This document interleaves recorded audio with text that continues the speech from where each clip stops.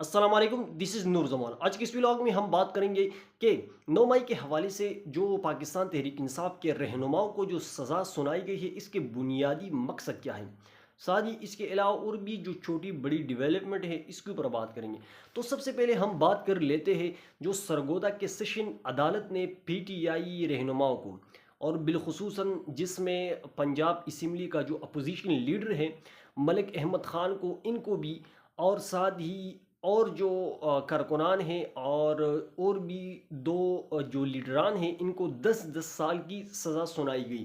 تو اس کا جو سب سے پہلا بنیادی مقصد ہے وہ یہ ہے کہ جو 5 اگست کی جو کال عمران خان نے دی ہوئی ہے، تو باقی جو پنجاب اسمبلی کے جو اراکین ہیں، ان کو یہ پیغام دینا ہے کہ اگر آپ لوگوں نے احتجاج کے لیے نکلے تو آپ کا انجام بھی ان لوگوں جیسا ہوگا۔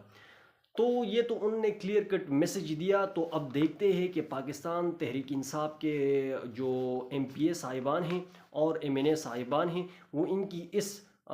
دھمکی میں، اور وہ ان کو ڈرانے دھمکانے کے لیے جو حربہ استعمال کیا گیا ہے، اس میں وہ آتے ہیں یا نہیں آتے۔ باقی اگر ہم اس کیس کو جب دیکھتے ہیں تو یہ بہت ویک کیس ہے۔ دیکھیں، ان 9 مئی کیسز کے حوالے سے اس سے پہلے یہاں پر جو جج ہوا کرتا تھا، وہ تھا محمد عباس صاحب۔ محمد عباس صاحب نے 2 لوگوں کو بری بھی کر دیا تھا، اور چونکہ وہ اپنے حلف سے وفا کرنے والے جج تھے، وہ کسی کے دباؤ میں نہیں آتے تھے، تو اس وجہ سے ان کے گھر کے اوپر بار بار ریڈ بھی کیا، ان کو ڈرایا دھمکایا بھی گیا، لیکن جب اس سے کام نہیں بنا، تو چونکہ انہوں نے 26ویں آئینی ترمیم کے بعد اپنا ہی ہائی کورٹ کا یعنی جج جو ہے چیف جسٹس مقرر کیا ہے، تو پھر انہوں نے جو ہے ان کو ٹرانسفر کر دیا، ٹھیک ہے، جج محمد عباس کو۔ پھر جب یہ نیا جج آیا تو انہوں نے اس طرح کا فیصلہ دیا کہ جو کورٹ رپورٹر ہے، بالخصوصاً مطیع اللہ جان صاحب ہے، ثاقب بشیر صاحب ہے، صدیق جان صاحب ہے، انہوں نے اس کو کہا کہ اس وقت ہمارا جو عدلیہ جو ہے وہ مکمل دباؤ کا شکار ہیں، اور انہوں نے یہ کہا ہے کہ یہ جو 10 سال کی سزا سنائی گئی ہے، یہ بالکل باٹا ریٹ ہے، اور اس سے تو جو پوجی عدالت تھی، اس سے تو بہتر وہ تھی، کیونکہ ان نے مختلف سزا سنائی۔ یہاں پر سب کو، جتنے لوگ تھے، سب کو 10 10 سال کی سزا سنائی، اور یہاں پر جو شاہ سے زیادہ ہے، شاہ کی وفادار دکھائی جا رہی ہے، کیونکہ اب چونکہ یہ ٹرینڈ بھی بن چکا ہے عدلیہ کا کہ جو جتنے زیادہ وفاداری دکھائے گا حکم، یعنی وہ جتنا اسٹیبلشمنٹ کے قریب، جتنا اہم فیصلے ان کے حق میں دے گا، وہ چیف جسٹس بھی بن سکتا ہے، وہ آگے ترقی بھی کر سکتے ہیں۔ اگر ہم آئینی بینچ کے سربراہ کو دیکھیں، امین الدین خان کو، تو وہ اتنا میرے خیال میں اس کے مقابلے میں اور جج صاحبان جو ہے وہ ان سے قابل بھی ہے اور ان سے لائق بھی ہے، لیکن ان کو چونکہ وفاداری یعنی اسٹیبلشمنٹ کی طرف زیادہ ہے، تو ظاہر سی بات ہے پھر ان کو آئینی بینچ کا سربراہ بھی بنایا۔ اگر ہم یحییٰ افریدی کو دیکھیں تو ان کا بھی یہی حال ہے، اور اس تمام فیصلوں کے پیچھے جو ہاتھ ہے وہ یحییٰ افریدی صاحب کا ہے، کیونکہ انہوں نے ببانگ دہل سب ہائی کورٹ کو یہ حکم دیا کہ آپ 2 3 مہینوں میں ان 9 مئی کیسز کے حوالے سے اپنے فیصلہ کنکلوڈ کر دے، اور اس کا بنیادی مقصد پی ٹی آئی کو دباؤ میں لانا ہے۔ یہاں کا جو باہر لیڈرشپ ہے وہ تو اتنا مضبوط نہیں ہے، لیکن جو جیل کے اندر جو بیٹا ہوا قیدی ہیں وہ ان کے قابو میں نہیں ہے، اور یہی وجہ ہے کہ ان کو مسلسل تنگ کیا جا رہا ہے، ان کے اوپر سختیاں مزید بڑھتی جا رہی ہے۔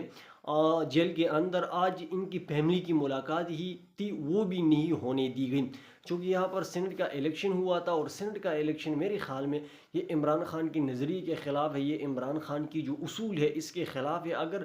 اس کے اوپر وہ اپنا تبصرہ دینا چاہتا تھا تو ان کو روک دیا گیا ہے، عمران خان کے پیغام کو روک دیا گیا ہے، تو اس کے پیچھے ہو سکتا ہے کہ کون سے بڑے محرکات ہو سکتے ہیں۔ اگر آج کی ملاقات کیوں عمران خان کے بہنوں کو نہیں دی گئی، اس کے پیچھے جو بنیادی وجہ مجھے سامنے آتی ہے وہ یہی ہے کہ جو سینٹ الیکشن میں کے پی کے اندر علی امین گنڈاپور اور اس کے ساتھ دیگر قائدین نے جو اسٹیبلشمنٹ کے ہاتھ میں یعنی کھیل کھیلا، اس کے اوپر اگر عمران خان کمنٹ کر دیتے ہیں تو ان کے لیے باعث شرمندگی ہوگی، تو ہو سکتا ہے اس وجہ سے ان کو یہ آج کی ملاقات کی اجازت نہیں دی گئی۔ دوسری بات اگر ہم دیکھیں، جو بڑی ڈیولپمنٹ آپ اس کو کہہ سکتے نہیں بھی ہے اور ہے بھی، اگر ہم دیکھیں خاور منی کا جو بیٹا ہے موسیٰ منی کا، چونکہ جس ملازم کے اوپر اس نے گولی چلائی تھی، اس کے ساتھ ان کا صلح ہو گیا اور ان کو اسی بنیاد کے اوپر ضمانت مل گئی۔ دیکھیں، اگر یہ شخص یعنی عمران خان کے حق میں ہوتا تو آج آپ میڈیا کو بھی دیکھ سکتے تھے کہ اس کے خلاف کس طرح کا پروپیگنڈا یہ اچھالتے تھے، اور ان کو پھر یعنی صلح، یعنی اس کے یعنی پھر صلح بھی نہیں ہونا تھا۔ لیکن چونکہ یہ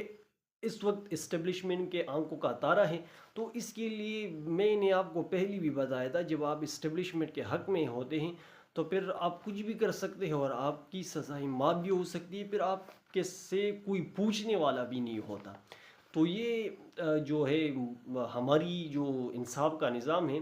آج ان کا یہ حال ہو گیا ہے کہ ایک شخص کو گولی مار دیا گیا اور پھر زور زبردست کس طرح کا سلوک کیا جاتا ہے یہ سب پاکستانی جانتے ہیں۔ ان کو ڈرایا جاتا ہے، ان کو دھمکایا جاتا ہے، ان کو دباؤ میں لایا جاتا ہے، پھر ان سے صلح کروایا جاتا ہے، اور یہی یہاں پر یہی طریقے اختیار کیا گیا ہے، جو یقیناً بہت افسوس کی بات ہے۔ تیسری جو بڑی ڈیولپمنٹ ہے اور بہت افسوسناک خبر ہے، وہ یہ ہے کہ حماد اظہر صاحب کے والد میاں محمد اظہر صاحب انتقال کر گئے، اور یقیناً بہت ہی بڑے شخصیت کے مالک تھے، انتہائی نفیس انسان تھے اور نڈر انسان تھے۔ یعنی اگر ہم دیکھیں کہ 9 مئی کے بعد جو پنجاب کی سرزمین لوگوں کے لیے تنگ کر دی گئی، اس میں میاں محمد اظہر صاحب کو بھی بہت تنگ کر دیا گیا، لیکن میاں محمد اظہر بالکل ڈٹ کر چٹان کے ساتھ وہ عمران خان کے ساتھ کڑی ہوئے اور حق کے لیے کڑی ہوئے۔ تو یقیناً، اور اس کے علاوہ بھی اگر ہم ان کی بیک گراؤنڈ کو دیکھیں تو بہت نفیس انسان تھے، انہوں نے پاکستان کے لیے اپنی خدمت جو تھی وہ سر انجام دی تھی۔ تو اللہ تعالیٰ ان کی مغفرت فرمائے، ہم سب ان کے غم میں برابر کے شریک ہے اور ان کی درجات کی بلندی کے لیے دعا کرتے ہیں۔ تو یہ چند خبریں تھی جو میں نے آپ لوگوں کے ساتھ شیئر کری، تو میں امید کرتا ہوں کہ آپ لوگوں کو یہ ویڈیو پسند آئی ہوگی۔ انشاءاللہ نیکسٹ آنے والی ویڈیو میں آپ لوگوں کے ساتھ پھر ملاقات ہوگی۔ آج کے لیے اتنی کافی، والسلام۔